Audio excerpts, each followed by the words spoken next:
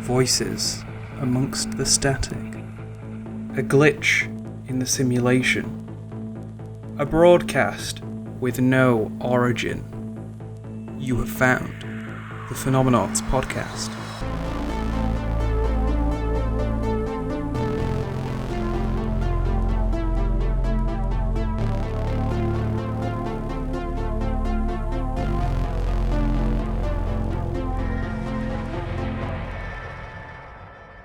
Hello, you sentient pile of cosmic matter tricked into thinking. You've tuned into the Phenomenauts Podcast, a bi-monthly podcast where we look at the weird, wonderful and mysterious happenstances of this and occasionally other universes. Your hosts are myself, River, the awesome Amber. Hello. And the illustrious Oscar. Ahoy hoy. Don't forget, we're on Spotify, iTunes, YouTube, Twitter and Transistor, so please give us a like, follow, share, comment, download, whichever way possible. We love hearing from you fine folks. So, how is everybody doing on this fine day? It's nice here in the recording studio. We can just hear the pitter-patter of rain on the windows, and it's nice. Oh. I've eaten too much sugar cereal, so Wow. only time will tell. Wow, I can't... The fact that you brought this up before recording and have then repeated it for the sake of the recording is really just... That's a good bit. I'll give you that. Oscar, I have to ask. When you finish the cereal, is there, milk left in the bottom? Yeah. Yeah. When you drink it, what does it taste like? Like sugary milk.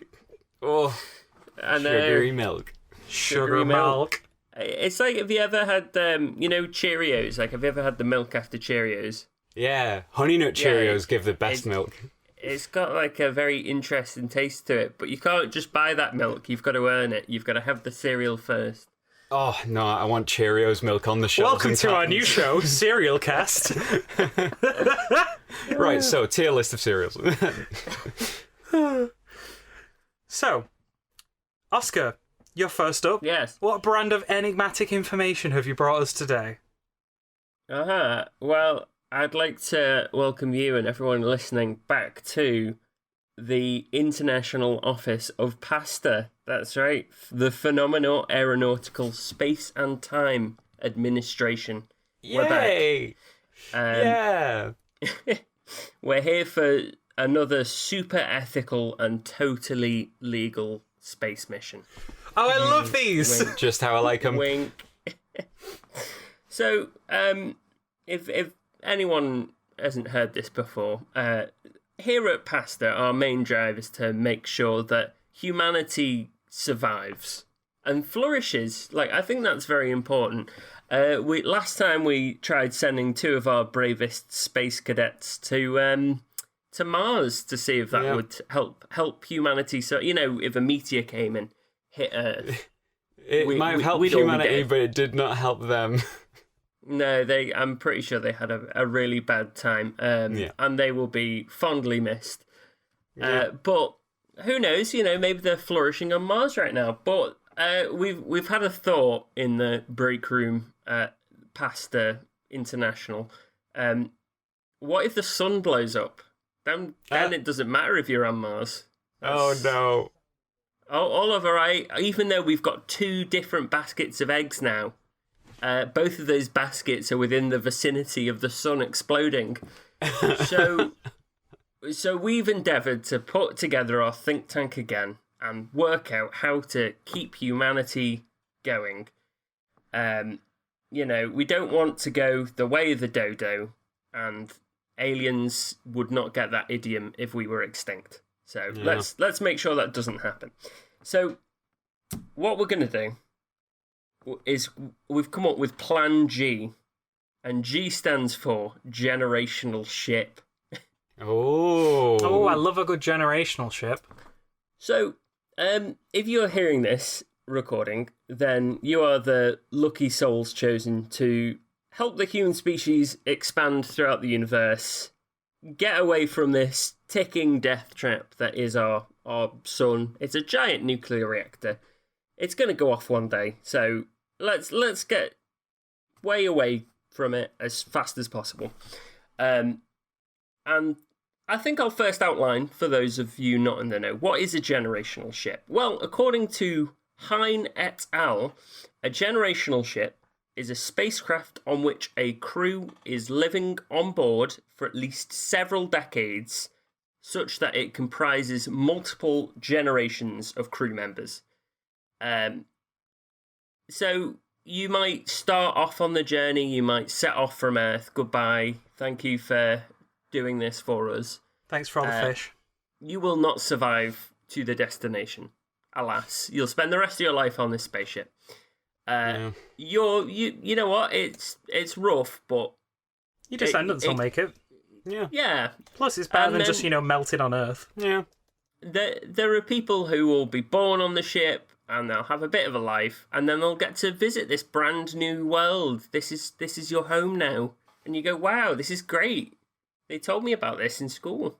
There is maybe a couple of unlucky middle generations who are born on the ship and die on the ship, but, sacrifices for the sake of survival and whatnot. Yeah.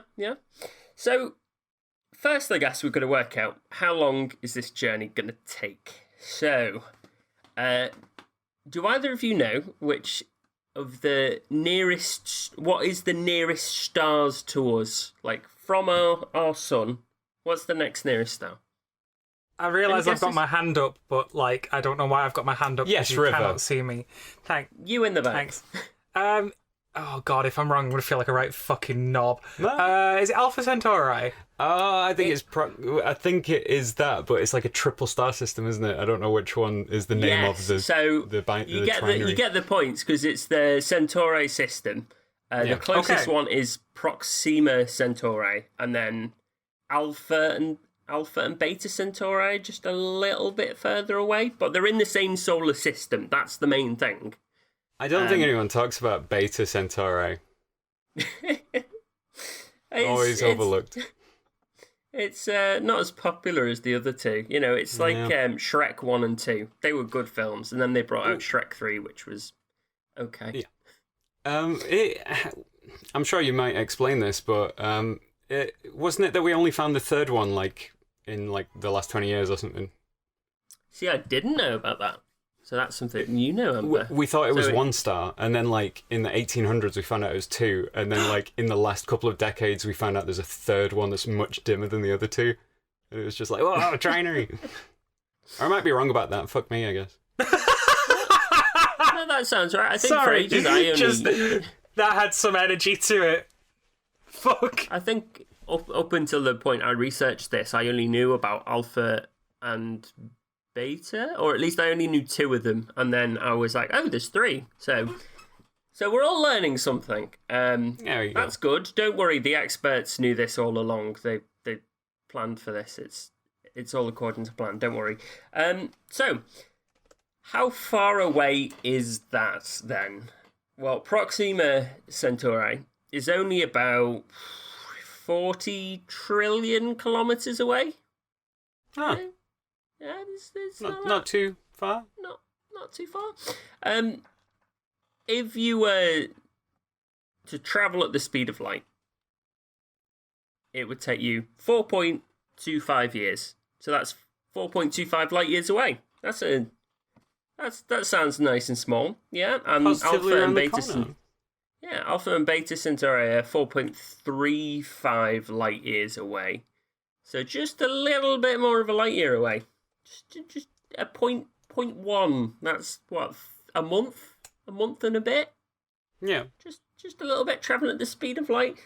However, unfortunately, we currently do not have the technology to travel at the speed of light. Oh, well, that's just rude. The speed of light, for reference, is let's round it up. Let's say many numbers long. It's 3 million meters per second. Quite big. Or 300,000. Sounds like my heart rate when I'm having a panic attack. 300,000 kilometers per second. Let's use kilometers in this discussion. So 300,000 kilometers per second is the speed of light. So we want to get as close to that as possible, just to make this a nice, short, easy trip for you. So, you don't have to be on this ship for as long as possible. So, what objects do we have for reference? So, Voyager 1, the Voyager probe? Yeah. Dude. It's in space. It's travelling 17.3 kilometres per second. That's quite fast. If you think about how far it's cosmically booking kilometres it, as it were. Like 17.3 kilometres is quite the distance. For me to walk that, yeah, forget about it. Right. So I can almost get my head around that speed. The one you said before, I was like, oh yeah, billion, whatever. But this one, I'm like, I know what 17 kilometers is, so I can kind of get it. Isn't that you power walking to the shop? Yeah. Yeah. So, if you were to power walk at the speed of Voyager 1 to the Centauri system, it would take you, travelling at 17.3 kilometres per second, just remember, 17.3 kilometres per second, it would take you 73,000 years to get there.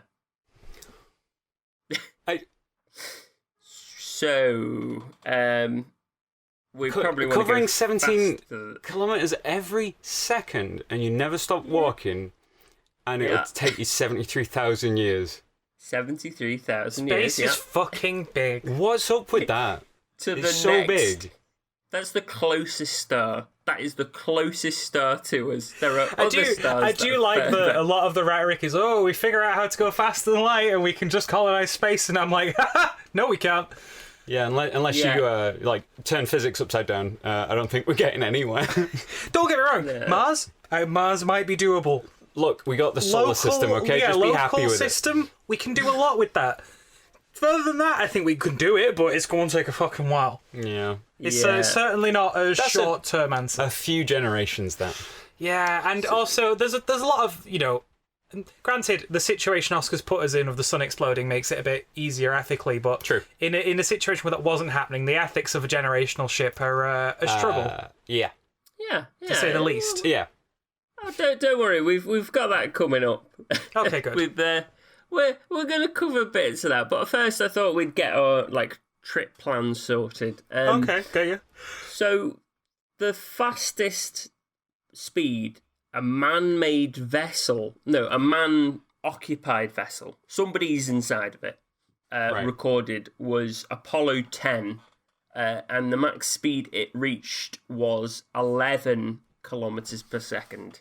So that's slower than Voyager 1. It's pretty fast, though.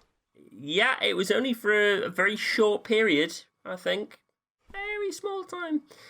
God, that must have felt horrific to be inside that at the time. Oh, yeah, you're being crushed. Yeah.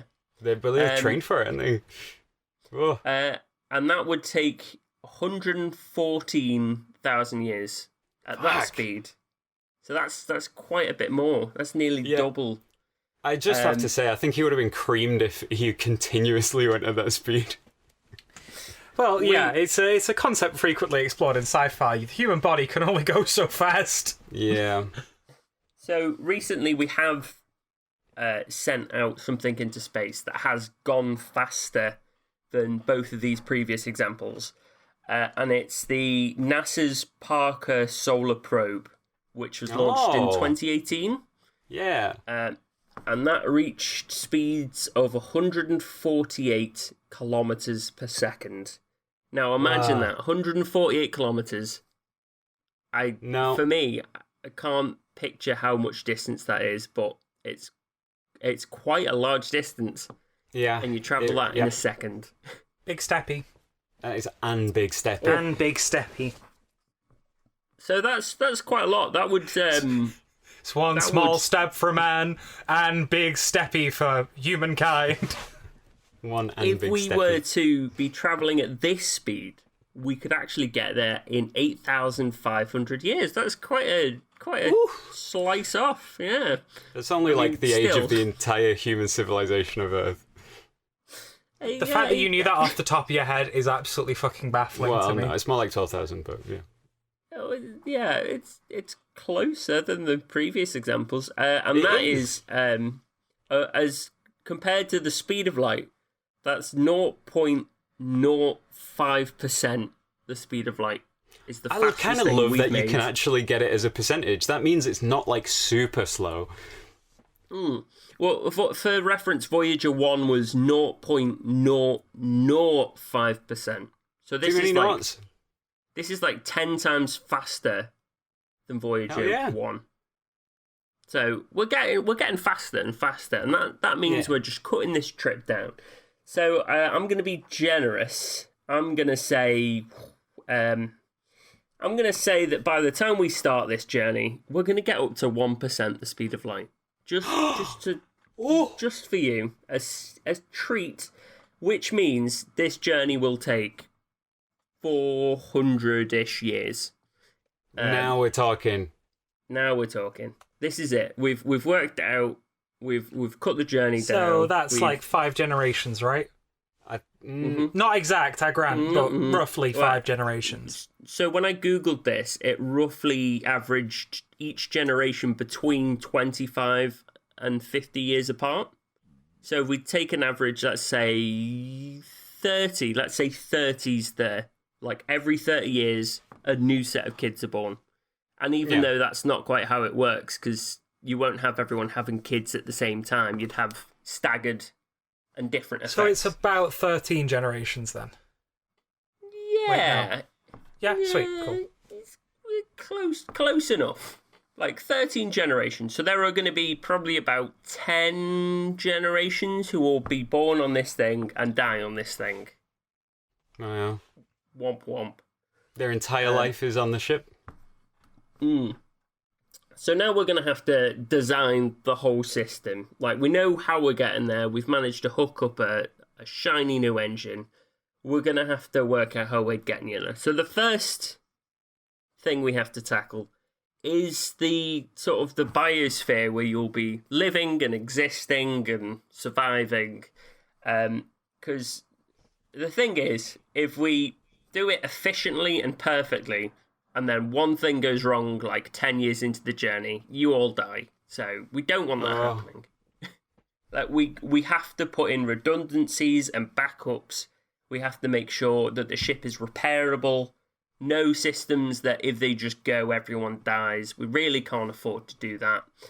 So, you also have to consider the raw materials needed as well, because you'd have to be able to manufacture. Yeah, you need to gather. Yeah, we're going to have to really stock this thing up and make sure that, people are trained in how to maintain it. And we do all these little bits, because the thing is, this is going to be an enclosed system. There's no new water coming in. There's no new food coming in. Everything is inside, is generating for this much time, 400-ish years.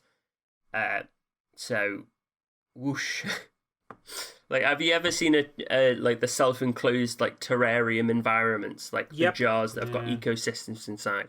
This is you hurtling through space at 1% the speed of light. Okay.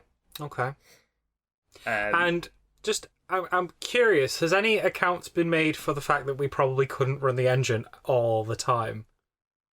Well, the good thing about space is because once you go in, aren't you? Yeah, true. Accelerate up to 1%. Very good point. And then turn the engine off. Yeah, you just turn the engine off. And just drift. I'm a fucking idiot. Yeah, the thing you do need to keep in mind is you need to remember to turn the engine on and face it the other way when you get to where you're going, or you're going to crash. Yeah. At 1% the speed of light into a planet. So make sure somebody's in charge of that. Somebody's great grandkid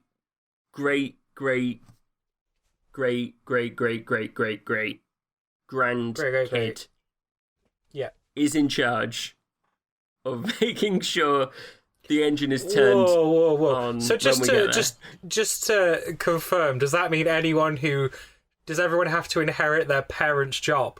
Ooh. Oh, well, yeah, you know what? You've just entered the next step. Sorry, apologies. This biology and society. No, it's good. You're starting to engage in the... I feel like I'm cheating because I've had a project planned for a while that is to do with generational ships, so I've mulled this one over a few times. I've run the simulations. So this is the next step as I say, is biology and society of the situation. So first things first, we're going to have like one group of people on this ship for 400 years. How are we going to make sure that there's enough diversity there? It's a really tough one. So from what I read on a couple of things was the minimum, so the sample size of about 160 people would allow for a bit more of a normal life. You'd be able to have about 10 different people you could pair with throughout. This is based on a 200-year space journey, so Right. You'd probably actually need a little bit larger group than 160 people if you wanted to maintain this normal life. Right? Right. This would mean that you'd have options. We won't force you to be with anyone. You are limited, but it's still your choice.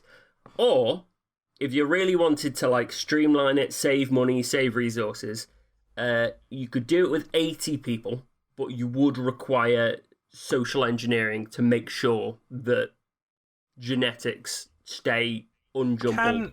Can you repopulate a planet with 160 people, though? I think so. There's a minimum viable population that you can have to prevent genetic bottleneck and like inbreeding. I'm not sure what that is exactly, but I assume if you've got a generational ship, it is about 80 at least. So there are some solutions to this, such as taking sperm banks on board and being able to access a bit more of a library of people. Essentially just having like a big computer system that'll just give you a random bit of DNA to poop out a new baby every so often. This seems to be like the best way of doing it.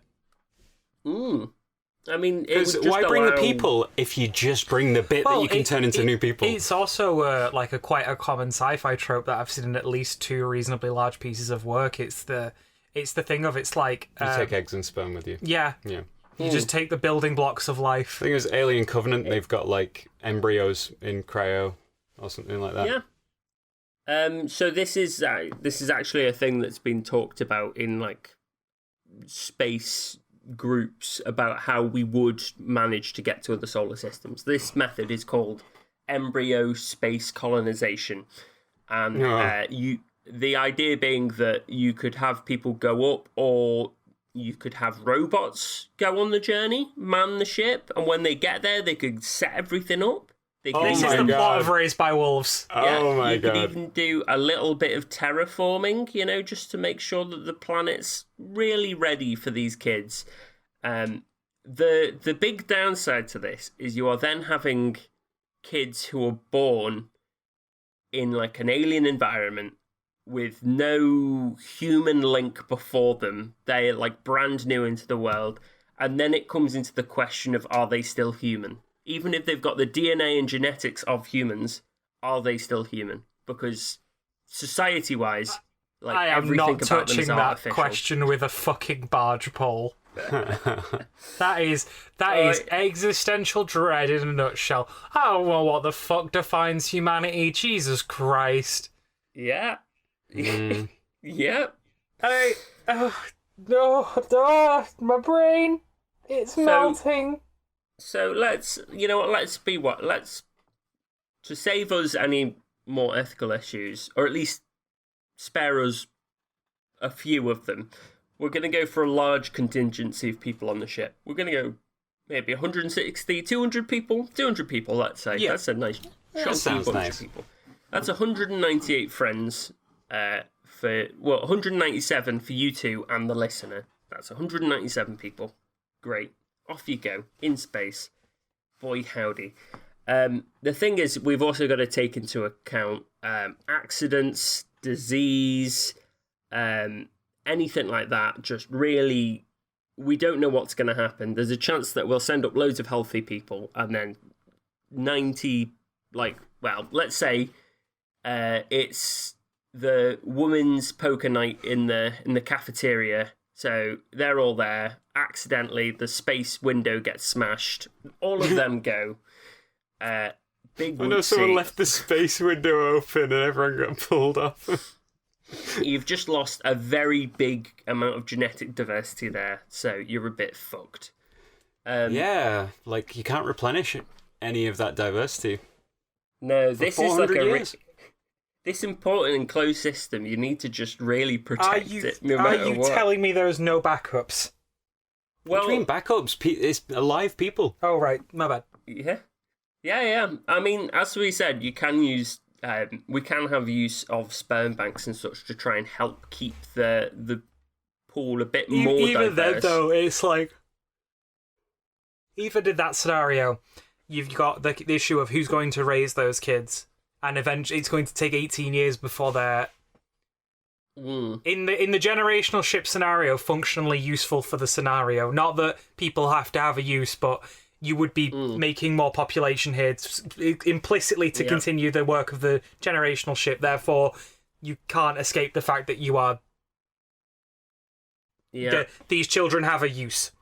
Congratulations, you are the first generation born on the generational ship. I'm going to call you Amber Jr. and River Jr. Hi, welcome to the ship. You know, you're going to learn on the ship, you're going to go to your nursery, you're going to learn basics. I am terrified of the thought of Oscar raising me. Mathematics. I've lived with Oscar. I don't even know what Earth is. I just it's see not it in even the picture me. books. You see, I'm just a pre-recorded teacher on a screen. I never went on this space mission. I'm not allowed. Is it like Oscar with a dot in between every letter? So you know he's a robot. OSCAR. Yeah. The OS. Yeah. I'm the pre-recorded learning lessons for you children to learn about the basics of space living life. So after a couple of years, you know, we'll let you have some childhood. You're going to enter it. You're going to start to mature, and we're going to have to give you jobs. And you're going to have to learn a trade. Oh my god, there's still jobs. What do we go to space for? Yeah, you're going to have to learn off of somebody who has a job on the ship already and take up a trade. So let's say we've got one person who's going to teach you about aquaponics and hydroponics. You know, the food system. That's your job. You're in charge of making sure that the circulated food system and the fish, we've brought some fish, just is all self-encapsulated and everything's running smoothly. That's your job. Whereas somebody else's job is going to be engineering and, you know, doing circuits and all that sort. This is your trade. You have to learn this. You have to do this because otherwise, like, society would collapse in this bubble. Big no pressure. Big oof. Yeah, well, good thing is we'll have like weekly poker nights in the cafeteria, you know. Like next gen. Yeah, just make sure to not open any windows. I know. I was about to say I'm not going to the place where everyone got like fucking sucked out of a window and just be like, let's do exactly what they did. So on this incredibly ship with incredibly limited space, you're going to just abandon an entire room. You can go in there and do things quickly, but if you're going to be sat around for hours playing poker, best do it in a room without a window. Is it me or is it getting really hot in here? Oh, somebody needs to crack a window. Beehive. It's getting space hot. Space hot. It's getting space hot in here, so take off all your space clothes. So you're going to have to learn a trade and pass it on. And eventually, the thing is, for the last generation, somebody's going to have to teach them a skill that they've never had to know. Like, the second to last that's like most generation, lecturers. I'm not going to reach there, but I'm going to need to teach you. I only have practiced like the theory behind farming with dirt, or the theory behind building houses. Yeah, this is what they say you have to do. I've spent my life becoming an expert on the theoretical practice of farming, So, copy everything I do. That's how you farm. What about the minutiae? What if something goes wrong? Some things we're just not sure. It's been lost. So, now that we've got that sorted, you've got your jobs. You're gonna live your life. You're gonna die on the ship. We can't space you, I'm afraid. Your precious molecules are too important for us to send you out into space. We're gonna have to use you for compost. Yeah. It's just how it goes. We'll give you a plaque on the wall, a nice little plaque. What if we run out of plaques? I mean, also in this sort of scenario, like it's a very Soylent Green. Like you are eating you're eating your relatives. Yep. It's gonna happen. What are you gonna do to survive? So the next bit I'll quickly brush over because I think we've touched on this a little bit. Is like just the size of this structure because it's going to be quite big. We're going to need enough space to carry 200 people. Enough rooms, facilities, so we're going to have to, like sleeping quarters are probably going to have to be multi-people. It's going to have to be very efficient. We're probably going to have to do a shift-based system, so some people will have like 8 hours sleep before the next shift, and then the shift after that. We'll try and stay on a 24-hour clock, just I was going to say you'd be able to know. Fairly easily approximate a 24-hour clock, but to be honest, you'd maybe be better off adapting to whatever clock the planet you were going to arrive on was going to be on. Because you are going to want your society to kind of be ready for that shift before it happens. Yeah, there could be some epigenetic changes over that number of generations. Well, I was just about to say also the fact that, circadian rhythm and things like that is a thing that does kind of get ingrained in us on a certain genetic level, right? Like, it's not entirely environmental. Yeah, like, if you take someone out of the outside world and put them in an artificially lit room away from any kind of natural cycle of day and night, they still do go to a rhythm, so it's kind of like in there, but I think for some people it's not quite 24 hours. It's like 25 hours or 23 hours or something. But yeah, if you were going to a place where it's going to be 16-hour days, you probably want to try and just get everyone living that way. That way there's more chance that the kids that are born in the next generation are going to be able to have a circadian rhythm that syncs up with Well, this is my point, but it's also like, social engineering. Yikes. Yeah, at this point it's kind of like selective breeding. Yeah. It's about a couple of steps away from eugenics, if even a couple of steps away. It's like it's old-fashioned eugenics. Yeah. The only difference is like here it's we are taking away your rights as a human because you will not survive if you get them. Yeah. It's a very fucked situation. Which you've been thrown sci-fi under the loves bus to dabble with. Yeah, well, I'm just like it's the huge thing with a generational ship. It's like you are, I mean, we've kind of already covered it, but it's like it's such a titanic undertaking that you can't do it. You can't do it without taking the position that you are allowed to, like, yeah. Which leads us to step, I think this is 4 or 5 now.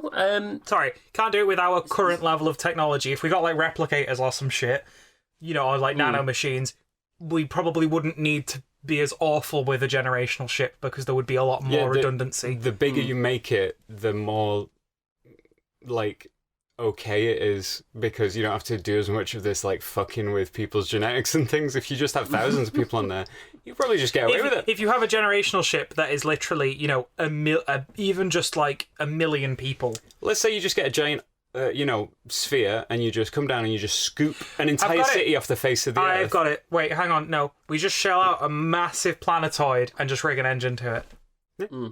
And when it gets to this new planet, okay, we're going to have to be a bit careful about how we get off and whether we can maybe park it in orbit. Who the fuck knows? Yeah. Probably not, because that would fuck up the tides, something horrendous. But then again... But at that point, you never stopped living on a planet, really. You just lived on a different one and then on the new one. Well, I would argue a planet in transit that isn't, naturally biodiverse it's tough to call that a planet. Yeah. When you've, like, hollowed out an asteroid and put a load of shit in it. Like, I'll take these notes into account for maybe Mark II. But Sorry, apologies. You're on the Mark I vessel, I'm afraid. Yeah, we're stuck. Sorry, we tangented. You're in the bad space. But this does lead on to step 4 or 5, which is societal breakdown. Oh, yeah, good. I'm glad that's in there. Changes in society, such as cults forming or mutinies or anything like that. Just some sort of power shift on the ship. Well, also just to contribute the other factor that I don't think we've mentioned, humans don't do well in captivity. Yep. We have empirical evidence humans are not suited to being captive, and a generational ship is probably as captive as it gets. Yeah. So how do you combat the chance for mutiny? How do you try and preempt that? What do you do? And there are no great answers. Some of them are essentially indoctrination. I was going to say there is no ethically plausible answer to that. Yeah, because I was just running through it. I'm like, well, I don't think you could just lie to everyone and keep the truth from them, because humans are smart. They'll work it out. They'll talk between each other. They'll have new ideas. They'll realize that they're being lied to, and they won't like that, and then they will rebel. Or you just instill in them such a strong belief that you must not rebel and just look after the ship. It's the future of humanity. Then you're indoctrinating there's them. also because the minute you create the greater good angle, you have suppressed individuality within your own society. You don't give them a chance to not believe that. That's the only way, which means that you're indoctrinating them. They don't have free will in what they choose to believe. And, quite literally on how they choose to live their lives, because they've been born on a colony ship.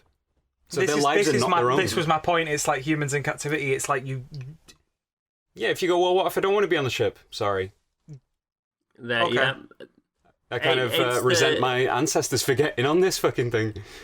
The people who will see themselves as being merciful by just destroying the ship and everyone on it, because they're like, people will have to suffer for generations.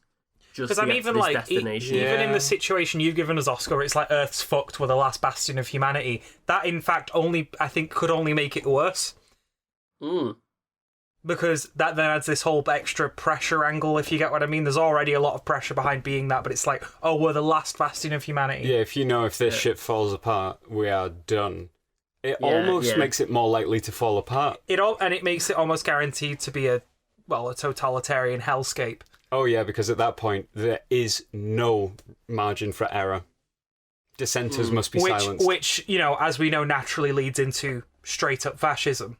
Yeah, so what kind of world are we setting up on the other end? Yeah. It's really a rough time ahead. Sorry, I tangented us again, I think. It's okay. We're going to have to really social engineer this one, unfortunately. It's not going to be a natural environment. We're really going to have to think 3 steps ahead here.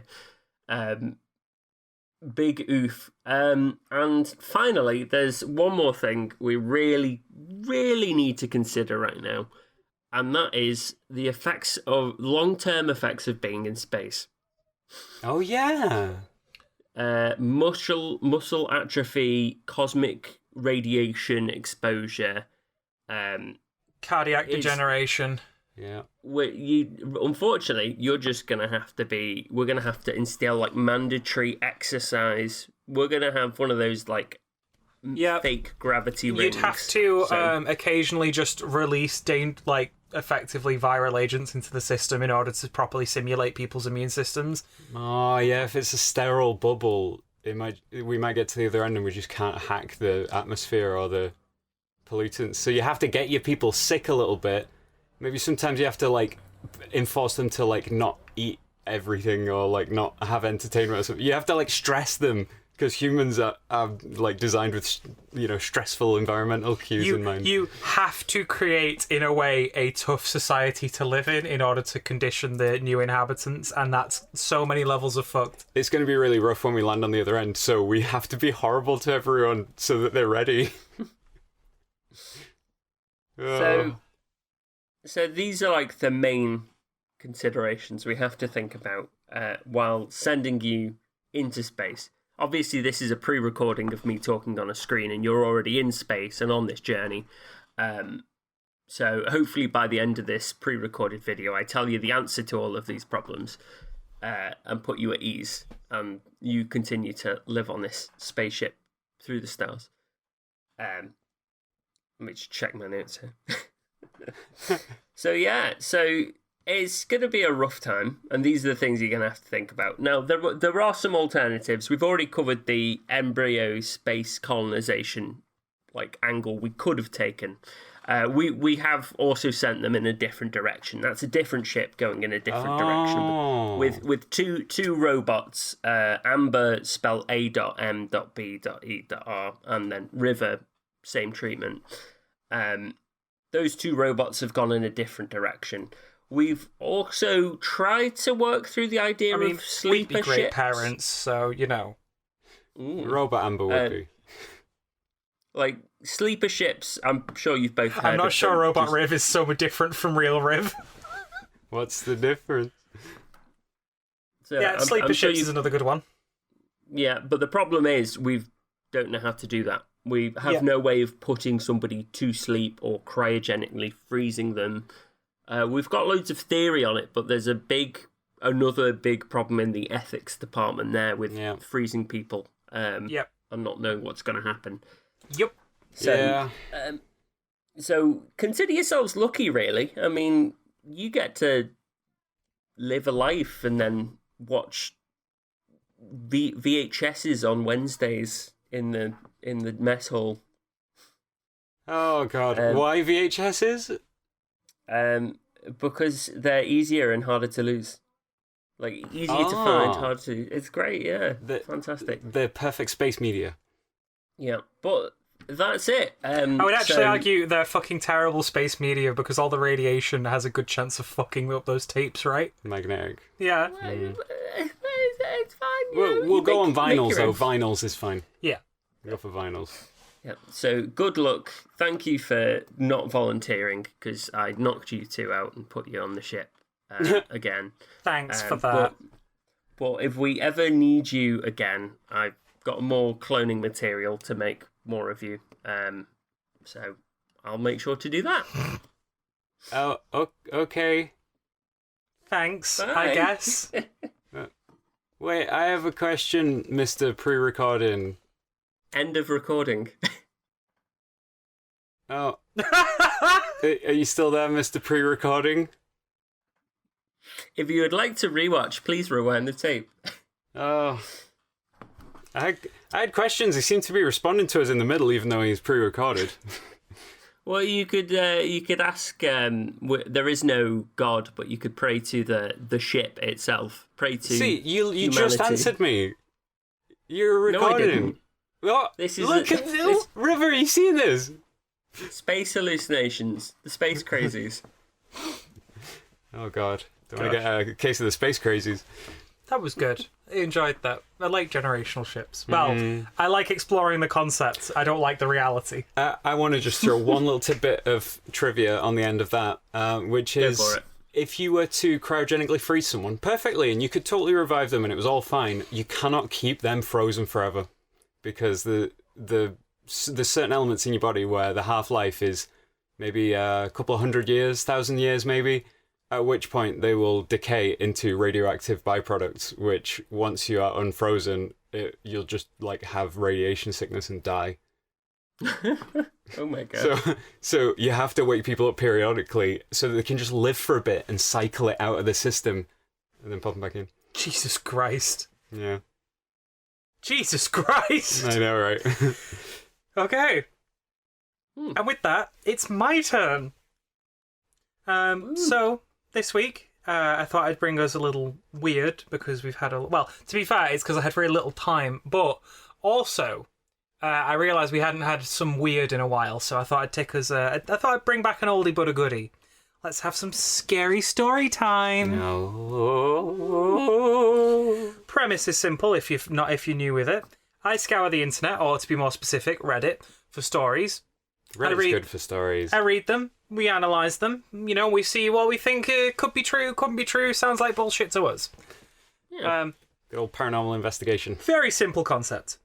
So, entry 1 submitted by a user titled Lucky-Reputation-398. As to properly credit the authors, because I think that's the right thing to do. About 12 years ago, I was doing a job as a self-employed plasterer in Ashington, Northumberland, England. I was working in my hometown. Anyway, the house was a decent size, and I was there a while. They bought 2 houses next to each other, 2 semis, and were making it into one big ass. And living in the house was the dad, the mum, and the daughter. And one day I was working on the staircase in the house, and the mum had said to me she was going to go out for a bit. But if the daughter came back home, can I tell her that a man was away at the shops and that going for petrol and wouldn't be away for very long? So far, making sense, right? Yeah. And so the guy says, no problem. So he's working on the stairs, and talking from his perspective, I go down to the bottom of the stairs to go in the kitchen to get new water in my bucket. So I was downstairs 2 minutes at most. Went back upstairs and heard someone crying. I could tell it was a girl. Now, with the house originally had been 2 houses getting made into one, there were 4 doors into the house, 2 front doors and 2 back doors. Also 2 staircases linking into one big staircase. One big back staircase. So I thought Emma had come down through a door at the back of the other staircase into a room and was downstairs. Then I heard more crying. And I heard plain as day, I'm sorry, I'm sorry. Then I heard a muffle, then all was quiet. Anyway, the mum came back and asked if Emma was home, the daughter. I was saying she was and sounded upset. A mobile rang, and then it was Emma, phoning her mum to see if she could pick her up from her friends. She wasn't in the house at all. The mother asked in which room had he heard the crying, and the voice, and the muffling. And when I told her face went white. Turns out the lady from the house had hung herself in that room only 2 years prior, leaving behind a young daughter. Oh. So, thoughts on this one? Because I have some, but I want to see where you two go with it first.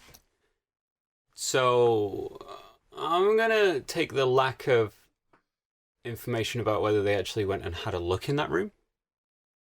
Maybe it was someone who was not who they say they were, and then they just went for a little cry, and then they just dipped out the window. Right, Oscar, any thoughts? It could have been like a very loud radio, or maybe somebody outside that, like, in a certain direction that it heard like it. Or maybe it was one of those birds that can mimic human speech. Who knows? Well, so I had a couple of thoughts on this one. I thought potentially, had another daughter who just wasn't mentioned, maybe, which seems unlikely but could happen. Yeah. Maybe there's an older family member who is more independent, doesn't need to know where the mum's going, that sort of thing. A family friend of the daughter who maybe, frequents... I've known people who've, lived at their friends' houses, do you know what I mean? And their friends' parents are okay with it. And they just come and go as they please. And I thought maybe that could be it. Yeah. TV was left in another room, maybe. Yeah. I think very plausible. Maybe it's one of those random Alexa turning on issues. It's just interesting that it would be the sound of crying and I'm sorry, which makes me think it's probably most likely to be a TV or a radio or something. And I could be wrong, but Yeah, maybe someone pulled up outside, window open, radio on full blast, listening to their radio drama, and then they just drove away real quick. So, second story by PTL Writing, and not much of a story to go along with this one, but one night about 3 years ago, the motion detector on the Ring camera that I have in my kitchen was triggered by something and started to record. Pretty odd, but happens a lot. I have similar cameras in my own home.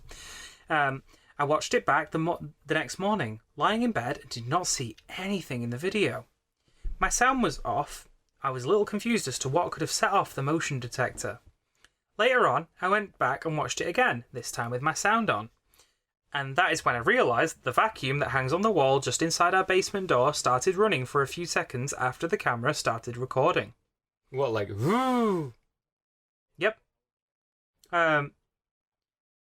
As Now, it's a Dyson stick vacuum. I don't know if anyone's familiar with that with these Like types of vacuums. one. They have a handle with a trigger, and the writer explains this.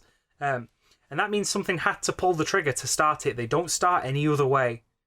And then release it when the vacuum stops running at the end of the video.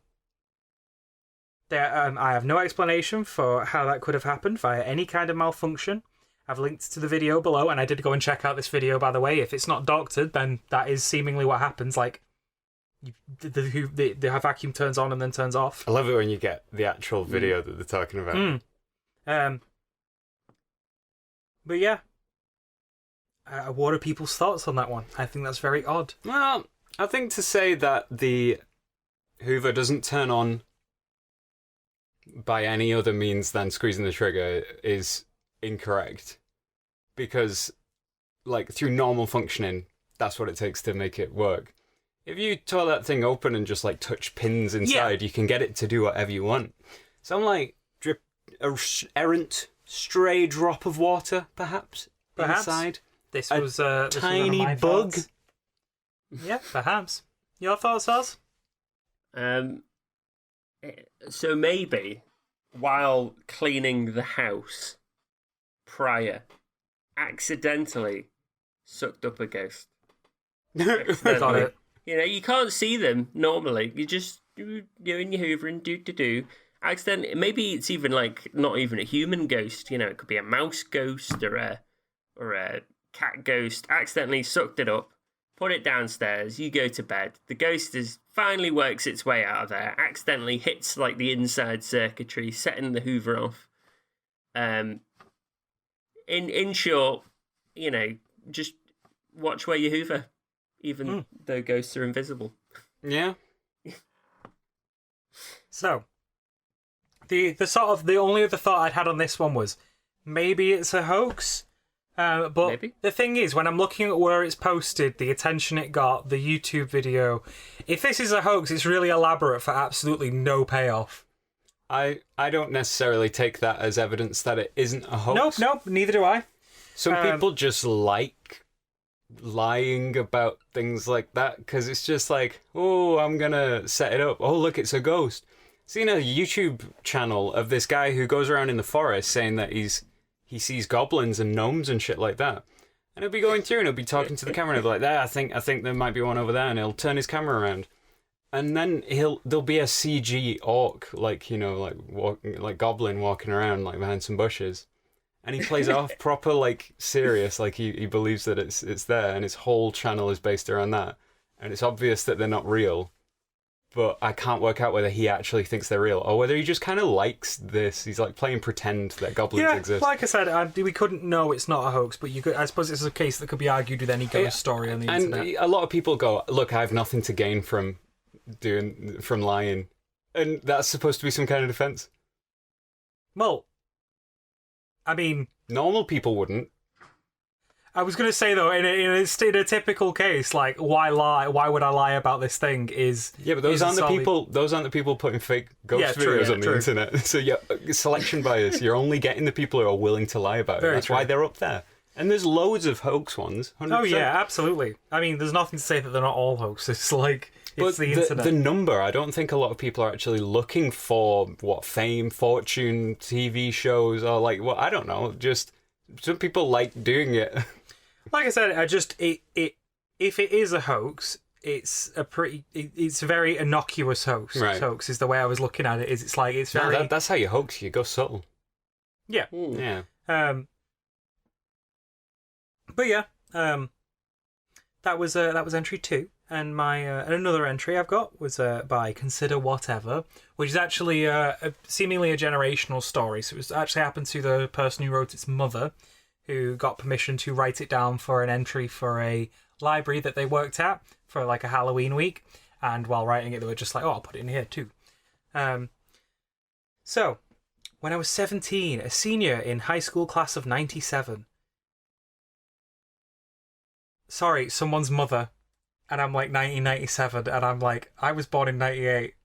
Yeah, but they were just leaving high school. Oh, yeah. Right. Sorry. My brain for a minute was like, wait, I'm not that old.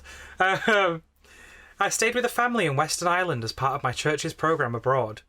I lived there for 6 months. The family's home was a cottage-style home, very old but comfortable and loving.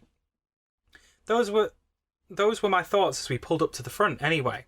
But when I walked in, after I spent some time there, I felt something heavier, something silent but consuming. At first, I kept telling myself new places, new faces, it's just all new and that's why I feel this way. But regardless of what I told myself, there was no way to stop the feeling I had in my gut. And the feeling didn't just stay there, it grew. Nightmares? Almost every night I'd wake up, I'd never so much as remembered a dream, let alone suffered from nightmares. But I'd wake up with my covers being off my body, off my bed entirely. Sometimes I swear I'd wake up just as it was happening, and when I did, there was almost always a cold chill in the air, even in the summer months.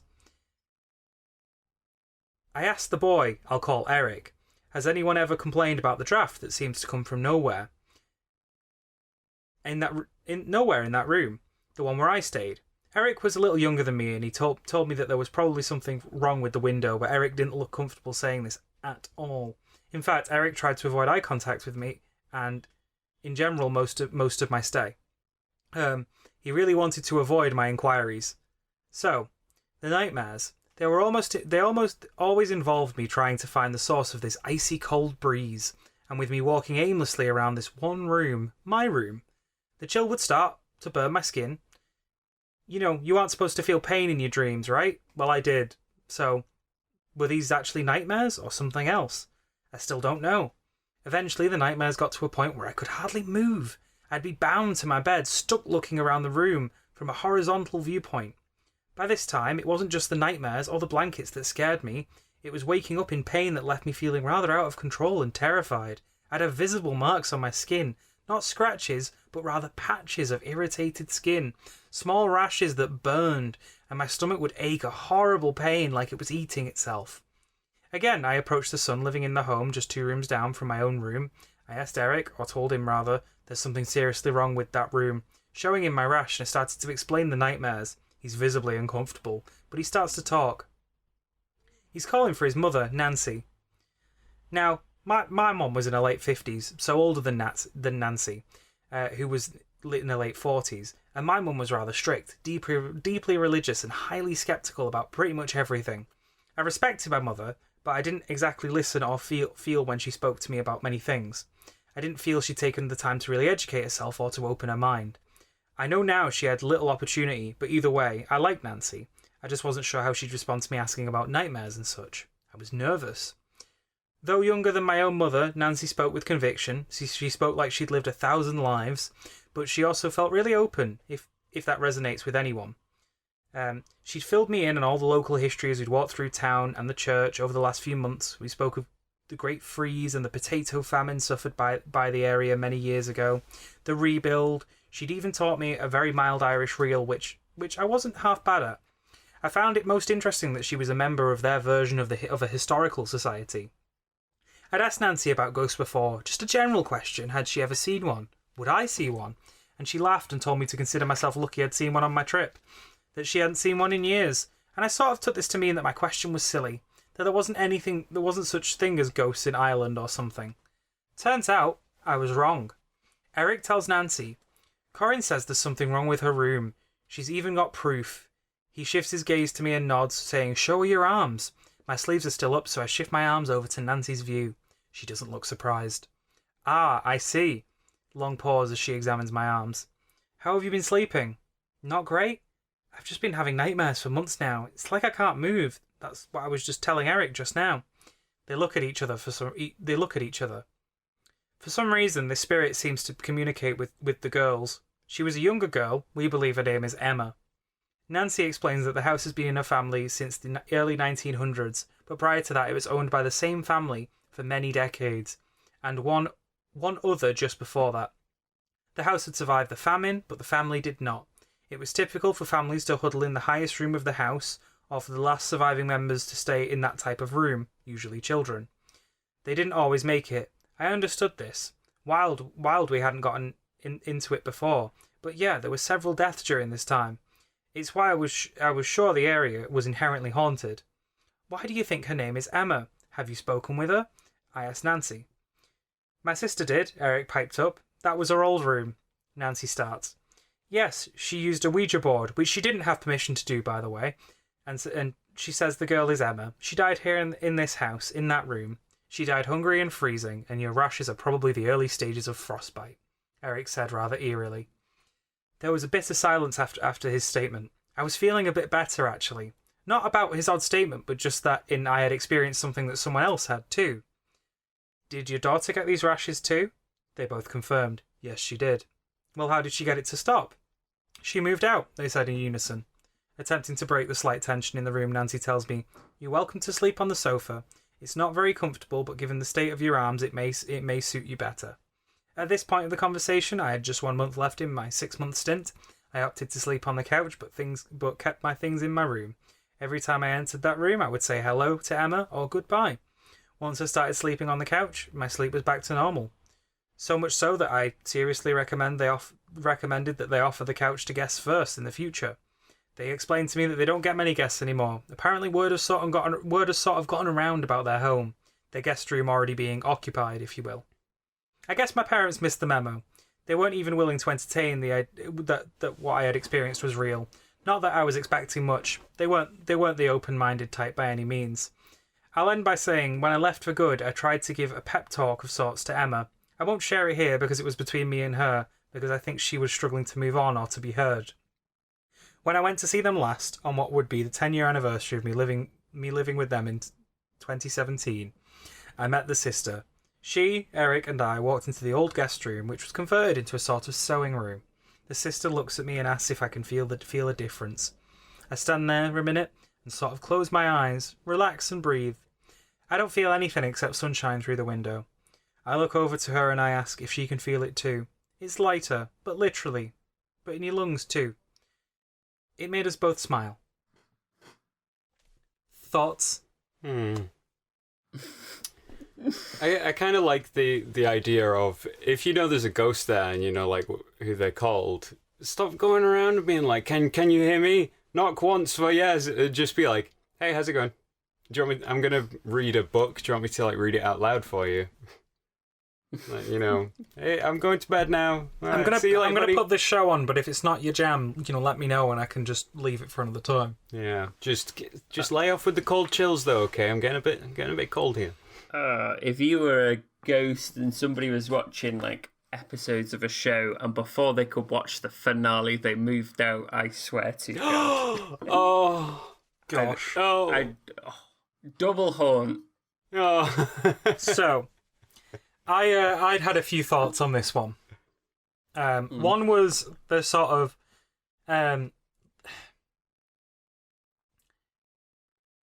she'd already had this conversation with the son of the family who had reacted weirdly, and I think the moment you have a bad dream and someone reinforces your bad dream, it's like an information hazard. Which just makes me wonder how much of the situation is like, a parasocial reaction, if that's the right word for it, or just like almost a psychostigmatic response, as in, you've been told, someone has reacted weirdly to you bringing this up, so you're suddenly like, oh, it must be real. So you start to convince yourself more and more that it's like, real. Placebo. Yeah, very much so. The other one that I also thought of was, like, in response to the sort of quote-unquote frostbite, which I'm like, if you suspect someone has the first stages of frostbite, you go to fucking hospital, but whatever. No, just get on the couch. Look at that frostbite. Your finger's falling off. Get on the couch. Which led me to think if that could just very easily be an allergic reaction of some kind to some sort of contaminant. Maybe there's a funky mold in the room. Have you cleaned the mattress? Well, also, is it bed bugs? It's the spare bedroom. Yeah. No one lives in it. It's probably had the least maintenance some kind of any room of dust in the house. in there. Yeah, spores. I don't fucking know. All it takes is to have like one bad reaction to something, and lots of people do react to things by hallucinating. That is a genuine human reaction to certain stimuli. There's that case of an entire town that just started hallucinating one time, and it's because the bread had gone mouldy, and the mould that was in the bread was producing a hallucinogenic compound. Yeah, so anyone else got any input on that one? Yeah, it might just be due to the nature that it was somebody else's experience transcribed. So that means that the experience has gone from what they've experienced to verbal, like explaining what had happened, to then somebody scribing it down, maybe even in their own words. like, not writing it word for word. It just feels a bit romanticized. The whole experience, it's like the way it's described and the way things happen. It just feels too much like a narrative. It's a tale. I felt like the ending was too textbook for me. They're all just conveniently in that room, breathing a sigh of relief, and it feels better. And they both felt better. And then the credits rolled. Yeah. Which leads me to my last one, which I think is a good one to end on. So, I DK how to start this, really, but I'll try and explain to the best of my ability. I was maybe 18 at the time, and I worked at Burger King, like how a lot of teens start out. I was working with this kid that went to my high school named Stephen. He was a Wiccan, which I still know very little about. We were both working a bit late, around 11 p.m. when he left. I'd never left work at the same time as him, except this one night. Normally he rode his bike, but decided to walk with me that night, so I didn't have to walk alone. Both guys, but BTW. Nothing was out of the ordinary. It was just Stephen and I walking and a normal chit-chat between two acquaintances. I think I started asking him about his Wiccan background because I find unordinary things to be interesting. We get to my apartments and take the back way. Imagine a normal car road with houses on both sides that does a 90-degree turn at the end back out to another street. If you were looking straight ahead, it would be a horizontal row of houses going left, continuing the street, and a giant 5-story apartment complex. Entrance to the right. Where those houses and the apartments meet is a chain link fence that separates the two that continues forward, but the back of the apartment complex is open so you can just walk through it. No path, just grass and AC units.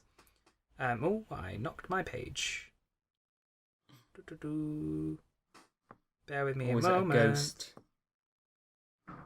Why am I like this? Information hazard.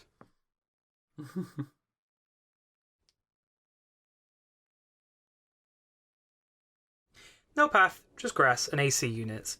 Now there are two 5 foot high and sort of 10 to 15 foot wide L-shaped complexes that ran next to each other. We were walking on the bottom side of one of the apartments, and I felt somewhat creepy, like something was there or out of place. Stephen and I got kind of quiet, and we reached an opening between the two apartments, which was lined with these globe lights you see in the front yard. And it's just these two buildings creating a sort of grassy alleyway. I look up, and to my right is where I see the moon.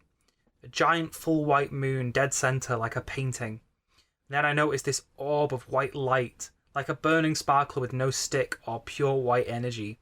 It's coming from the moon and directly at me, and causes me to duck. I feel it brush past the back of my head, and this silent fizzing whoosh sound.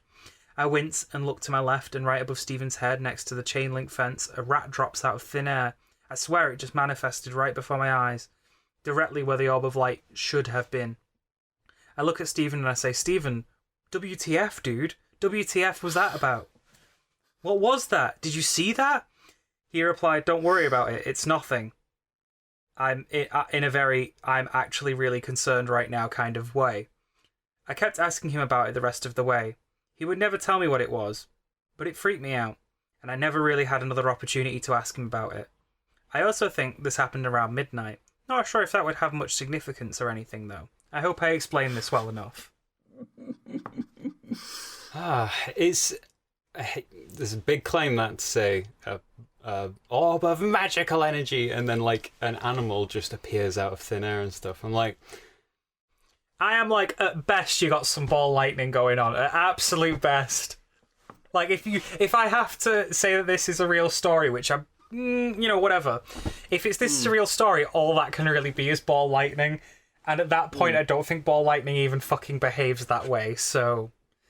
Could be bird of prey, like an owl.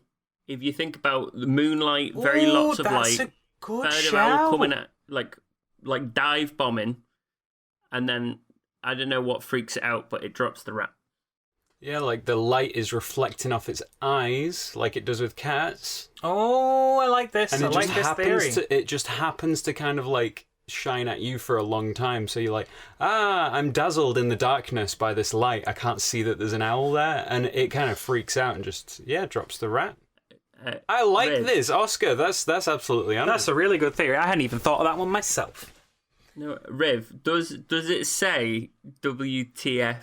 Yes. Dude, Stephen, what's the word for word? What does it say there? Because Stephen, WTF, dude? WTF was that? What was that? Did you see that? wait. I like to think they were actually saying WTF. Yeah.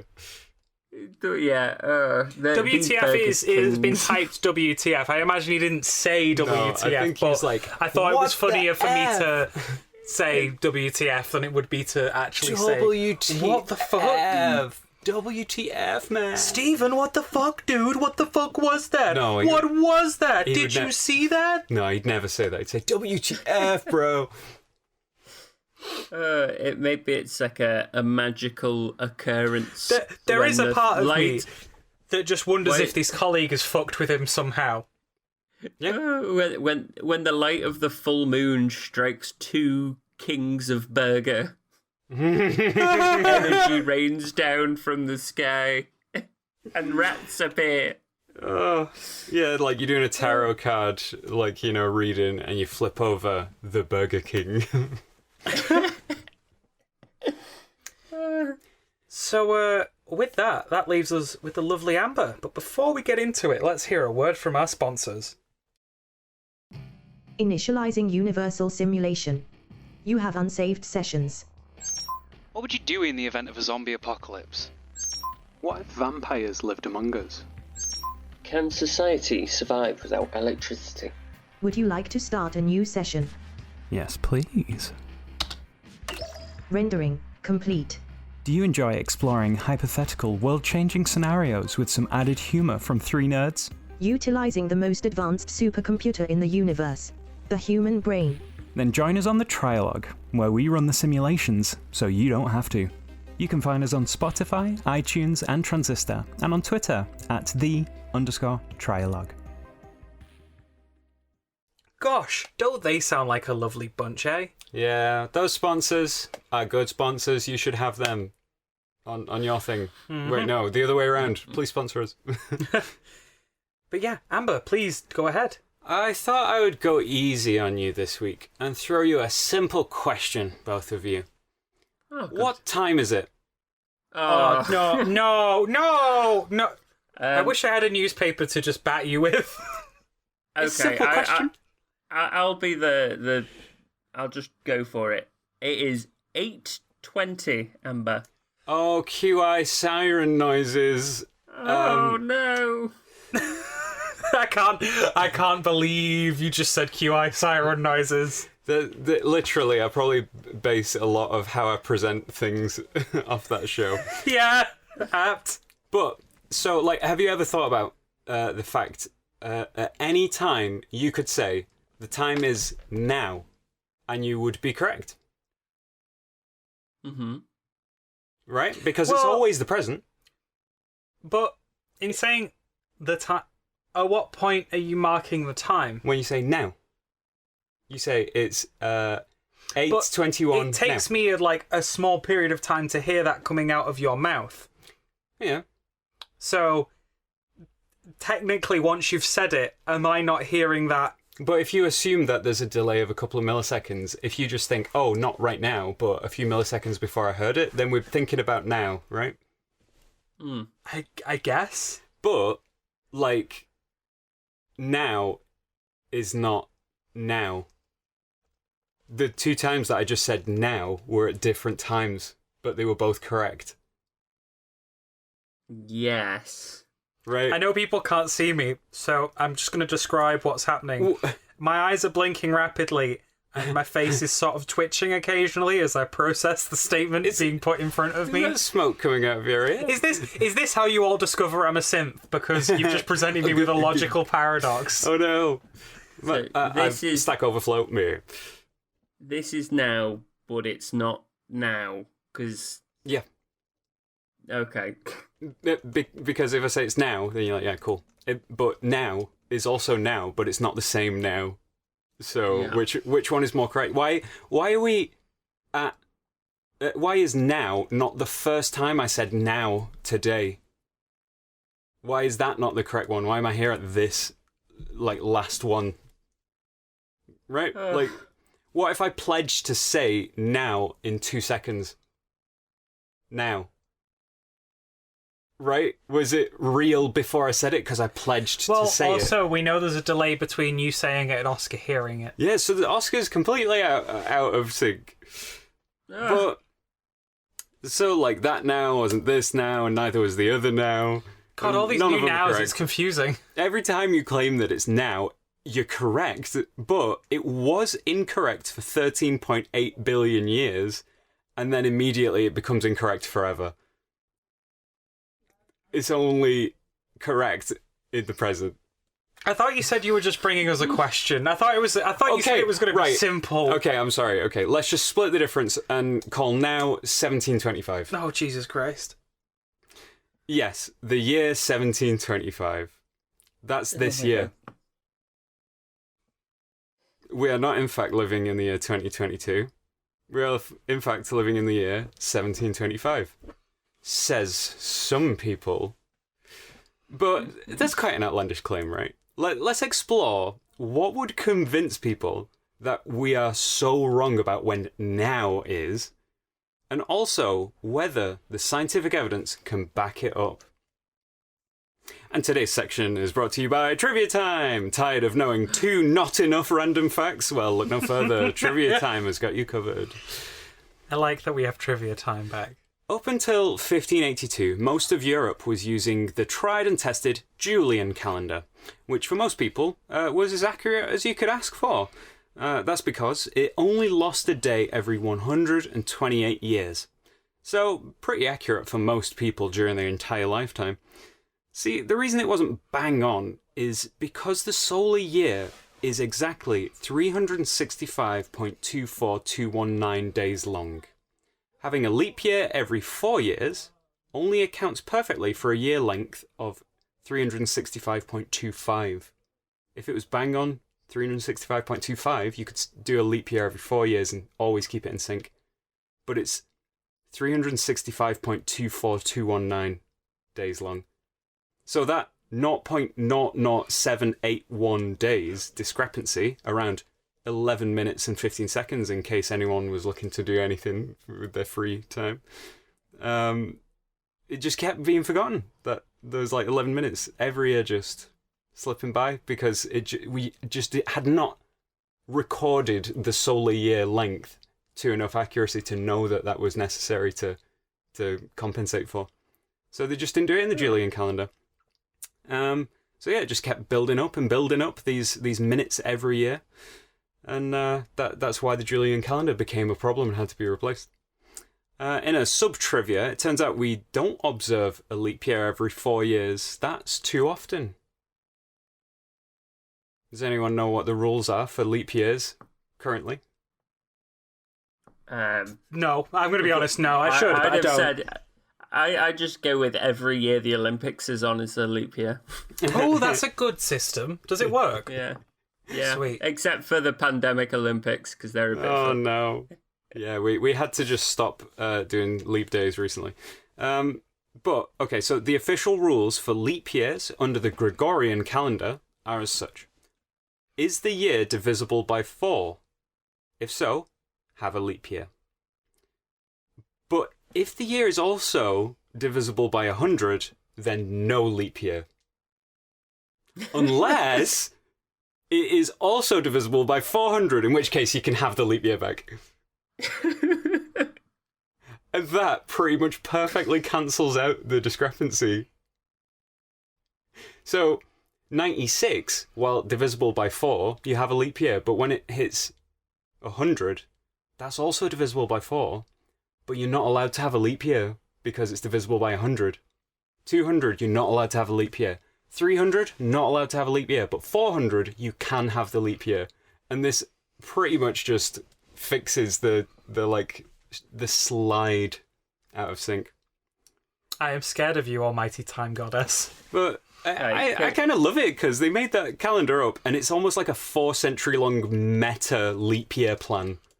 Like they crunched the numbers. Very cool. I fear the time goddess. Can you run through those 3 rules for me once more? So the first one is if it's divisible by 4, then you can have a leap year. If it's Okay, divisible yeah. by 100, Yeah. then no leap year.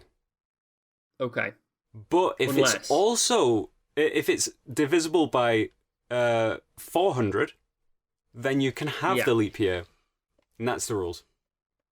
So, on the year 2000, Yeah. they got a leap year, and that was right. But Yes. only because it's such a neat, even, lovely 'Cause it's- number. Because it's divisible by 400, you Yeah. can ignore the second rule about the hundreds. It's kind of like So, the first rule is like you best keep that in mind because we need to keep doing it every 4 years.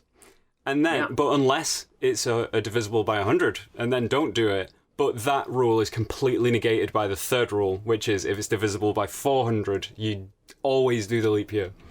so the next time it's applicable is the year 2200, where it is divisible by 4, and it is divisible by 100, but is not divisible by 400. Right? Well, 2100, we would not have a leap year. 2200, we that's- don't. 2300, we don't. And then 2400, we do. Okay. Right. Okay. Okay, cool. Now, everyone remember those at home because you don't want to I get caught out. cannot remember. I am not going to remember that. I hope the rest of your script is not going to rely on me remembering that because that is not happening. Well, lucky for you, we're going to go back to the history lesson. Nice and Okay. simple. No maths in this one. So in 1582... I mean, I got it. It was just a lot to hold in. It is very weird. I didn't look into how they worked that out. I just trust them. But it appears to be working. Yeah, Christmas always comes on the same day, so it must be working. But Christmas doesn't always come on the same day. Okay, so back to 1582. It was clear that the Julian calendar had far too many leap years. Pope Gregory XIII decreed that 10 days would be skipped in order to get us back on the right track and fully switched over from the Julian to the Gregorian calendar. Thanks, Greg. Yeah, Greg the 13th. So yeah, he was like, don't worry, I've looked at it. I've changed what date that we're supposed to be on, and I'm going to flip us. Basically, we're going to jump to a different date today, like 10 days, and then that'll be it. We're in sync, and then we're good. Everything's fine after that. Well, I say fully switched over, but it did take like hundreds of years for everyone to get switched over to the Gregorian calendar. Some places only just adopted it in the 20th century. So it's just crazy. That's sorry. Timescales are weird, but I'm like, God, yeah, the calendar we have now is relatively new in historical context. Yeah, like some countries that maybe only changed it over 200 years ago or something like that had to skip a different amount of days because more time had That built up must have since it been was a nauseating shift. Yeah, because you have to get everyone in sync. I'm That's like, the point. they change the hour in this country twice a year, and it fucks me up for an entire month. No, imagine if they went, we're erasing 10 days. But my 10 days! No, that's it. Beehive! Well, luckily you worked for those 10 days, so here's a paycheck.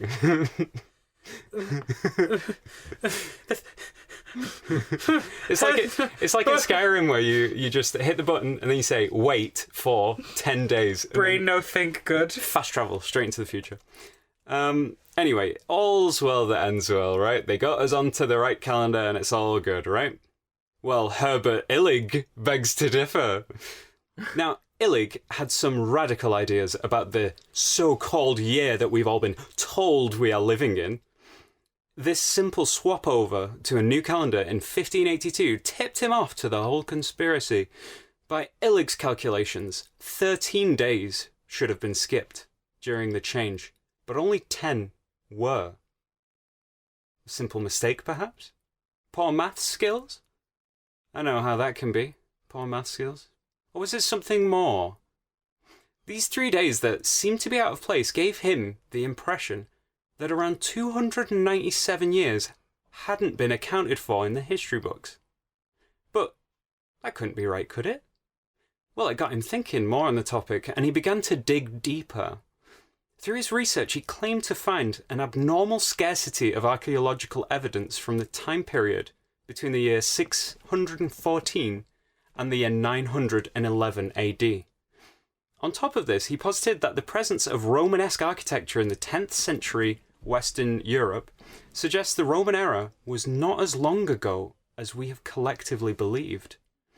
Along with his claim that dating methods like radiometry and dendrochronology were inaccurate and that medieval historians relied too heavily on written sources, Illig became convinced that the AD era had counted roughly 3 centuries, which had never existed. But why? Why 300 years? And who? Who could do such a thing? Illig asserts there was a conspiracy between the Holy Roman Emperor Otto III, Pope Sylvester II, and possibly the Byzantine Emperor Constantine VII to alter the date. Now, I know what you're asking right now. Who the hell are the Holy Roman Emperor Otto III, Pope Sylvester II, and possibly the Byzantine Emperor Constantine VII? Well, I'll give you the short story. Holy Roman Emperor Otto III was, you guessed it, the Holy Roman Emperor from 996 to 1002 AD. What a shocker. He was born in 1980. He was crowned King of Germany at the age of 3, King of Italy and Holy Roman Emperor at age 16, and died at age 21 from a fever, throwing the empire into a crisis. Right, that's him done. Now, Pope Sylvester II. He was born in 946 AD and grew up to serve as the Bishop of Rome and ruled the Papal States from 999 until his death in 1003 AD. He reintroduced the abacus to Europe and promoted study of arithmetic and astronomy. He is said to have introduced Europe to the decimal system and is credited with inventing the first mechanical clock. Cool, done. Finally, the Byzantine Emperor Constantine VII, born in 905, he was the 4th emperor in the Byzantine Emperor's Macedonian dynasty. He was described as the scholar emperor with collections of books, manuscripts, and all kinds of art. Boom, history lesson. So, why, these three apparently conspired to change the date, but why? Illig believes that these men, or at least Emperor Otto III and Pope Sylvester II, fabricated the Anno Domini dating system retroactively in order to place them at the year 1000, and in turn legitimizing Otto's claim to the Holy Roman Empire. He claims that Otto believed that he was born hundreds of years too early and was in fact the man for the millennium. These goddamn millennials, it's getting out of hand now, right? Literally fabricating 300 years. Ridiculous. Illig says, all this was done by alteration of documents and physical evidence, misrepresentation of evidence, and outright fabrication. For instance, the entire Carolingian period was during the phantom 300 years. This would mean that Charlemagne never existed. In Illig's eyes, Otto invented Charlemagne as the model hero he himself wanted to be. Crazy stuff.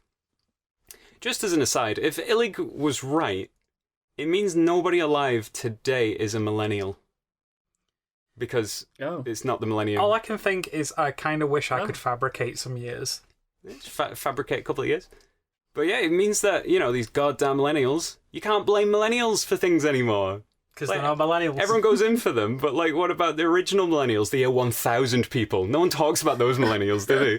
So I haven't heard of Otto III and Sylvester II in the headlines. Ridiculous. Does that mean conspiracy theorists talking about Y2K have to call it Y1.7K? Yeah, COVID-19 is COVID-23 or something. There you go. It's getting very confusing now. Anyway, what I want to know is, can science back this theory up? We have such a wealth of data now that we can actually trace the movement of stars back in time to estimate how constellations would have looked to us in the past. Or even know what year Halley's Comet has visited us, or when eclipses happen. So, what does the science say? Well, if Illig is right, then solar eclipses and other astronomical phenomena reported before around 600 AD should be skewed off from what we'd expect them to see, what we'd expect to see. Because if 300 years have been inserted, everything up to the year 1000 is going to be correct, but then before that... There'd be a discrepancy of some there'd be kind. a jump of however many years.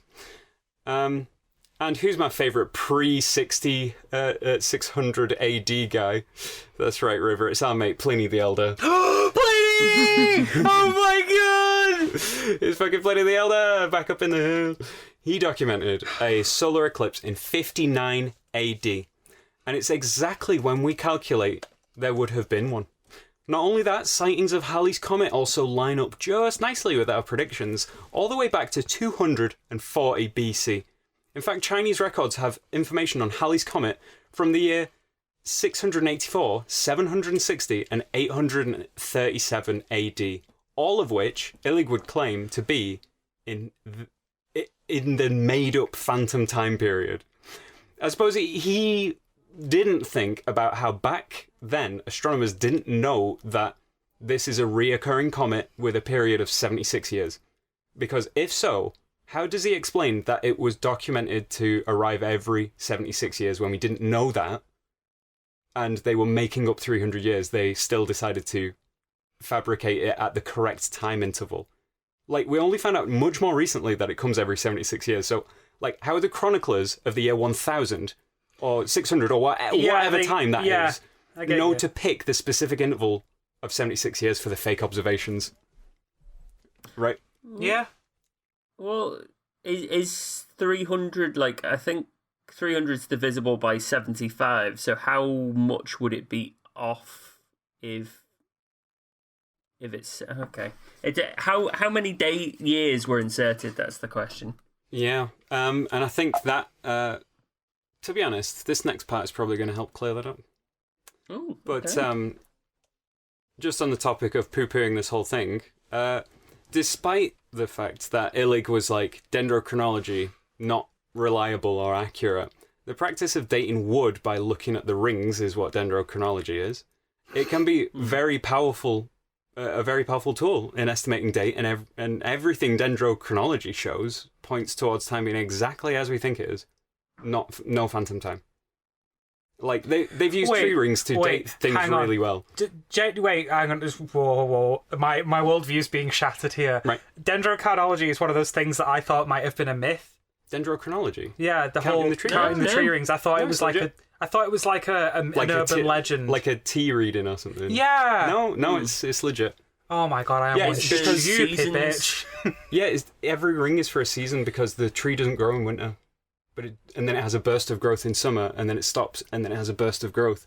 Oh, And the environment around them changes as they grow, and rings that are close to the center or close to the edge. My god, I am learning a lot of shit today. This is not the first thing that has taken root in my brain. Well, thank you. It's the way they do ice cores, like, in Antarctica and shit like that. They dig down and then they count the layers. Yeah, well, I kind of knew about ice core. I just don't know why I thought it worked for trees. I think part of my brain forgot trees don't continuously grow. Yeah, I think that's kind of the key bit of information. I think my brain sometimes forgets that most things on this planet don't just continuously keep growing. They're affected by seasonal change, and humans just kind of ain't. Yeah, basically. In addition, the theory, I'm not even sure it merits that word, the ad hoc hypothesis of Illig's, doesn't account for the fact that there are plenty of historical accounts from across the world during his supposed phantom time. Is it believable that all history from around 600 to 1000 AD, including Anglo-Saxon England, the Byzantine Empire, the Islamic expansion into the former Western Roman Empire, and the Tang Dynasty, that all of that is completely fabricated? All the scribes and historians of every empire work together to erase that time period. Or fill it in, as it were. It almost falls into the trap of most conspiracy theories, where it's like you're relying on one too many people to work together. You're telling me there's not a single piece of evidence anywhere in the world that can be reliably dated to that time period? I think you're full of shit. It's the thing of I remember once talking to someone about this, and I was like, right. And it was actually someone who was a conspiracy theorist. So I'm like, have you ever tried to organise a group in university? And that's like 5 people. We are talking about millions and millions and millions. Like, unfortunately, I refuse to believe humanity can physically be that coordinated, because we just aren't. I mean, part of the reason that people shot him down very quickly, like he was laughed out of the room, like when he published this. It turned into like a meme. Like, everyone was just like, what the fuck, what's going on here? But it's the fact that it's a very Eurocentric way of looking at history. Right. Oh, I can't find anything in Europe around this time, so it must be made up time. And I'm like, yeah, people live in other places, and they are fully well documented. And this guy's theory, this guy posed this theory in the 90s. Gosh. Or rather, I suppose the 1710s. I wonder if he still has a calendar in his house that's set to his timeline. Yeah. Oh my god. He should sell those. I reckon he'd make a killing, right? For everyone who supports his idea. Go on my Patreon, look at my merch store. And just a final nail in the coffin here for Herbert Illig. He began his spiral when learning the calendar had only been adjusted by 10 days instead of 13 days. But the calendar had been shifted by 10 days purposefully. The change wasn't to correct the error caused by the Julian calendar since 1 AD, but to bring Easter back into sync with the date that was fixed for it at the Council of Nicaea, in the year 325. 325. That's about 300, wouldn't you say? Illig just counted wrong. He was calculating how much slippage would have happened if the Gregorian calendar was aiming to line up with 1 AD, not 325 AD, which is what it was being corrected for. Right. Which led him to believe there was about 300 years that was unaccounted for. So, are we living in the year 1725? No. We're still living in the year 2022. Please, God, grant me swift death, I beg of you. Is this a good example of always check your work? Or have someone check your work? You, assumptions make an ass out of Herbert Illig. That was good. I really enjoyed that. So there you go. Both of you have had some fantastic articles today. Good work. So, that leads us up to our final segment of the show, where we talk about something we've enjoyed between recordings, also known as stuff we like. This week, because I'm going first again, because it's easy, I'm going to go with Owl House, which is a series me and Oscar recently caught up with, which we may have mentioned before, but I'm mentioning it again because it's so damn fucking good. It's just got the whole, kids show with adult themes and vibes, and has some really terrific representation. It's very exceedingly queer, which if anyone listening to this podcast hasn't guessed, we're all exceedingly very queer here, so that's kind of a vibe. Speak for yourself, girlfriend. It also has some really unique takes on magic that I really enjoy and think is just kind of makes it stand out a little bit. And it also just looks fantastic. Like, it's got this sort of cute pastel gothic vibe that I really, really enjoy, because it's things like it's a kid's show, but you have like small demons that could only scream. That's their entire jam. They just scream. It's got that whole dark but kids like TV that I enjoy. I think it's good. It's getting a real renaissance, isn't it? Yeah, and I recommend people check it out because, again, really good representation, really cool plot, really just has everything. If I was to say this show is a good representation of humanity, I don't think I'd be that far off. Or at least, the good parts of humanity. All right. And some of the bad parts. In fact, a lot of the bad parts, actually, now I think about it. But yeah, that's spoilers. Also, tiny little addition, because, one thing is simply not enough. But you can't like more than one thing, River. What are you doing? I know, right? As it currently stands, I'm 71 words away from 16,000 words. Hey. On the the project I've been working on, which is that makes it the longest thing I've ever written, which has been perhaps true for about 1,000 words, but it kind of really does set in a bit more every time I notice it, because I don't really pay attention to the word count other than doing my sort of 100 words a day challenge style thing. 16,000. Yeah. It's not quite long enough to be a dissertation yet, but we're nearly there. I've had people say their dissertation's about 12,000. Yeah, mine was significantly less than that, so I've passed my original dissertation. But yeah, it's the longest thing I've written, and I've also been writing a scene I've had planned for nearly 10 years, which is must feel so earth-shatteringly satisfying. I've literally written in my script for this just, please people, go make shit for the fun of it. Yeah. It might just nourish your soul in a way that you couldn't really anticipate. Capitalism likes to take that out of the equation, but sometimes you got to do it for the love. Don't do the thing because you want the thing out of it, or because you. Or don't be blinded by the fact you have to be good at it, or it has to go right, or it has to be perfect. Just there is a lot of, I've found, at least in my case, catharsis in just doing the thing. Humans do things, just do stuff. It's fine. Yeah. And so yeah, Amber, what's your thing? Or Oscar, what's your thing? Both of you can fight to death for who goes first. Oh. I'll let Amber potentially go, because I think I went first last time. Okay. So what I've been enjoying this last week is that I've been hanging out with my my housemate, Marcel. Good long-time friend of us. And what we've been chatting about, it's been kind of like a topic that I didn't really care about, but he started chatting about it, and then we started chatting, and I was like, you know what, Marcel, this is actually well interesting.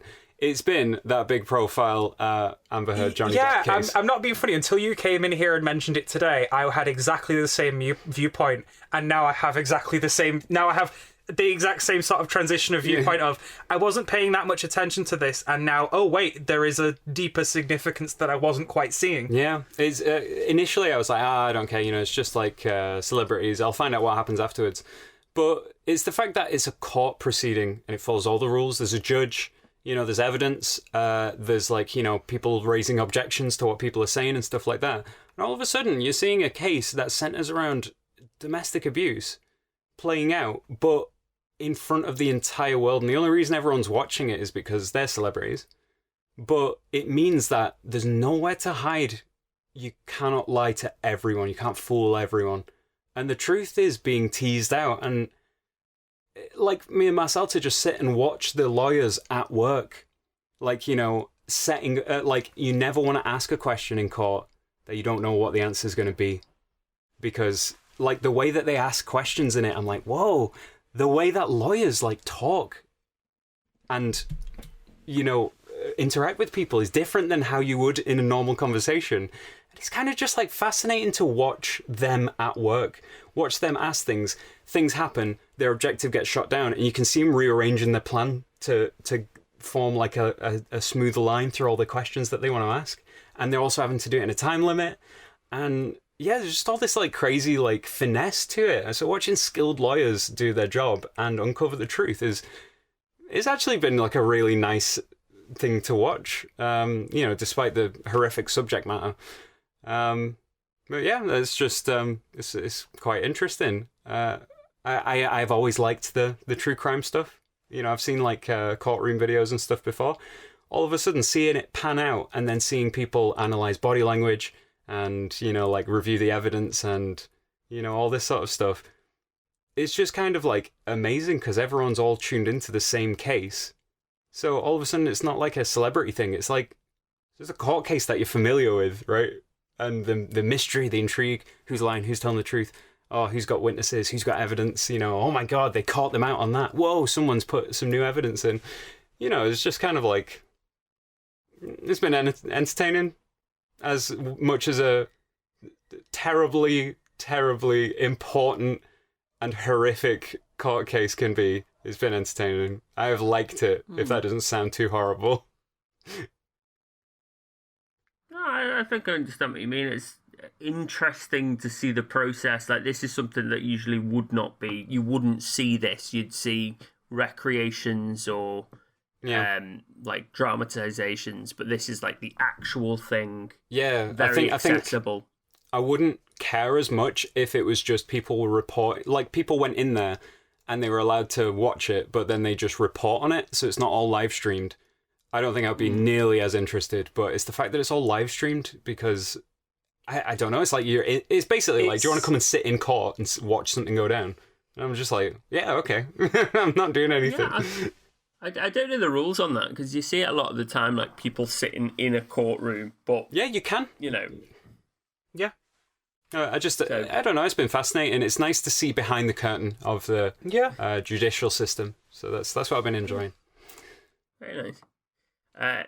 So what I've been enjoying is a show that's come out very recently called Shoresy.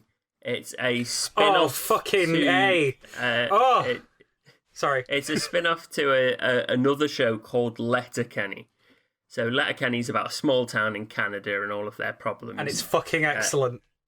I absolutely love it. It's very witty. It's fast-paced, humour in a very comfortable setting.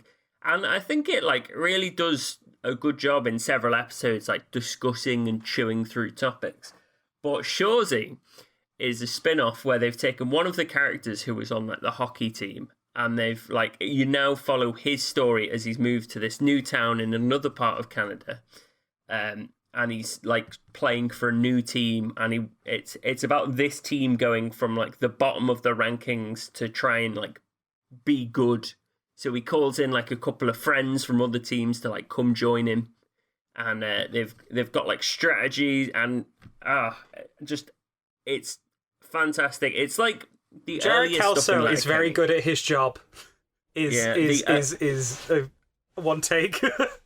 The earliest stuff in Letterkenny, it's like the first couple of seasons, they're trying to find out what we want to get out of this show, and then as it goes on, it goes, okay, we now know what works, we now know what to run with, and now we've got like the characters down as well. We've acted them enough that we know what they do in situations.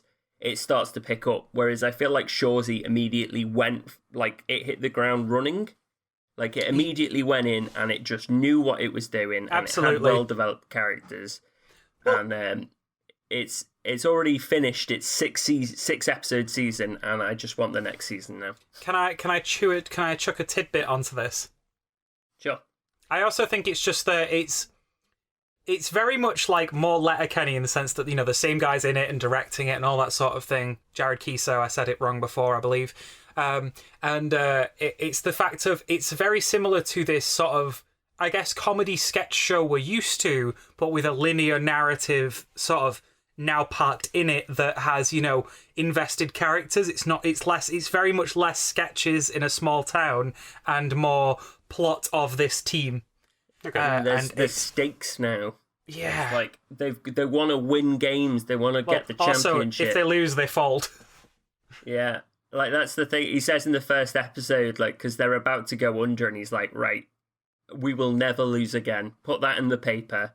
We will never lose again. It's good. I'd recommend it. You don't even need to have seen Letterkenny to watch it. I do recommend watching Letterkenny, but you can just go straight in and watch Shorzy. Yeah, and that's what I've been enjoying. Yeah. And with that, I think that's us. We'll be back in a month's time. And any topic suggestions or feedback, anything like that, do comment or email us at phenomenauts@gmail.com. Alternatively, give us a tweet at phenomenauts.pod. Peace out, folks, and we'll see you again in a few weeks' time. Bye. Bye.